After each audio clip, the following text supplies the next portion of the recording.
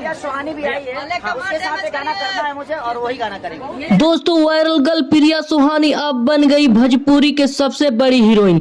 जी हाँ दोस्तों, आप सभी शुरुआती वीडियो क्लिप में देखे ही होंगे खेसारी लाल यादव बोल रहे हैं कि मैं प्रिया सुहानी के साथ वही गाना करूंगा जिस गाने पे प्रिया सुहानी वायरल हुई थी।